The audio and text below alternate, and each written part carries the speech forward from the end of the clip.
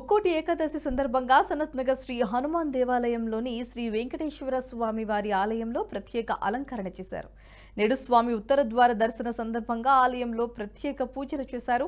ఈ కార్యక్రమంలో దేవాలయం కార్యనిర్వహణాధికారి శ్రీనివాసరాజు, దేవాలయం ముఖ్య అర్చకులు రవీంద్రచార్యులు, ఇతర అర్చకులు, భక్తులు పాల్గొన్నారు. స్వామివారి దర్శనం కోసం భక్తులు ఉదయం 4 గంటల నుండి భారీగా ఆలయానికి తరలివచ్చారు.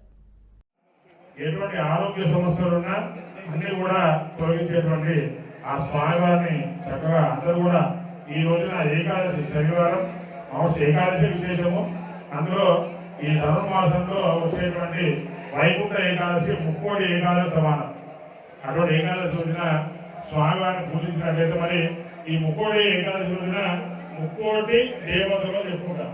మరి ఆ ముక్కోటి దేవతలందరూ కూడా మనందరినీ ఆశీర్వదించడానికి స్వామివారితో భూలోకానికి వచ్చేటువంటి ఈ రోజున స్వామివారిని ఎవరైతే ఉత్తర ద్వారంలో చక్కగా అర్చన పూజలు కాక నిర్వహించుకొని వారి గోతనామా చెప్పుకొని ఆ స్వామివారిని ఎవరైతే చక్కగా ప్రార్థిస్తారో ఖచ్చితంగా ఆ లక్ష్మీ సమేతున్నటువంటి కళ్యాణ వెంకటేశ్వర స్వామి వారు అన్ని రకాల సమస్యలను తీసి చక్కటి ఫలితాలను అనుగ్రహించేటువంటి విశేషమైన ఈ వైకుంఠ ఏకాదశి రోజున మీరు ఈ యొక్క కార్యక్రమం పాల్గొనగారు.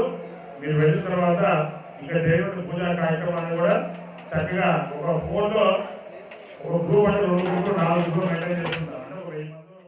ఈ వీడియో మీకు నచ్చినట్టయితే లైక్ చేయండి, 10 మందికి షేర్ చేయండి. అలాగే కామెంట్ల రూపంలో మీ అభిప్రాయాలను మాతో పంచుకోండి. Nationalist hub group of channels ను సబ్స్క్రైబ్ చేసుకుని తెలుగునాట జాతీయవాద జర్నలిజాన్ని ప్రోత్సహించండి. ఈ వీడియో కింద ఉన్న బెల్ ఐకాన్ పై క్లిక్ చేయడం మర్చిపోవద్దు.